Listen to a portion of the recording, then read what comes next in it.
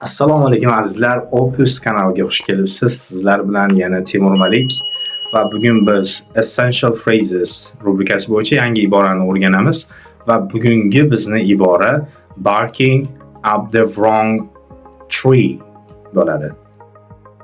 Yuqorida aytganimizdek, bugungi iboramiz barking up the wrong tree bo'ladi. Bu ibora 1800-yillar Amerikada paydo bo'lgan ekan.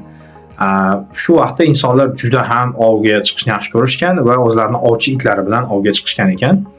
Ovchi itlar bilan o'sha o'zini o'ljasiga tezroq erishish uchun ovga chiqishgan ekan. O'lja bo'lgan hayvonlar esa misol tariqasida biz olmaxonni olamiz, yolg'on harakatlar bilan o'sha ovchi itlarni daraxtga olib keladi va shu zahoti u daraxtdan qochib ketadi. Itlar esa daraxtga yaqinlashib keladi va vovullashni boshlaydi, ya'ni o'zini egasiga, ya'ni ovchiga ma'lumot berish uchun, signal berish uchun ovchiga o'sha vovullab o'sha itni ko'rsatishadi. Ovchi yetib keladi va daraxtga qaraydiki, u yerda hech qanday o'lja mavjud emas. Shunga o'xshagan holatlardan kelib chiqib bu ibora paydo bo'lgan ekan. Ya'ni bizda o'zbek tiliga to'g'ridan-to'g'ri tarjima qilsak, noto'g'ri daraxtga vovullash degan ma'noda bo'ladi. Buni ma'nosi, ya'ni hozirda ishlatilishi bir insonni bajarmagan, qilmagan ishida aybdor qilish.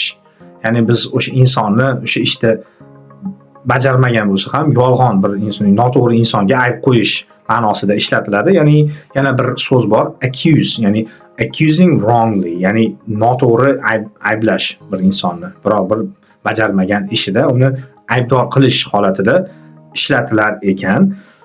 Shuning uchun bu ibora bo'yicha biz ozgina sizga sahna ko'rinishi qildik bugun.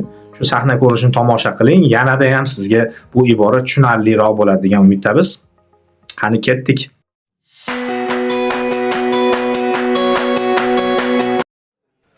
Hey team, where is Bob?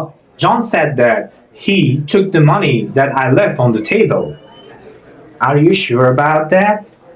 Because he didn't come today. What? But John swore that he saw him doing that. I think you are barking up the wrong tree.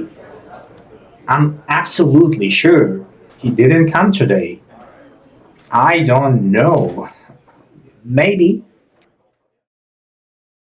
Va bugungi hammasi shulardan iborat edi. Videoni oxirigacha ko'rganingiz uchun rahmat. Kanalga obuna bo'lish yodingizdan ko'tarilmasin. And guys, stay on track.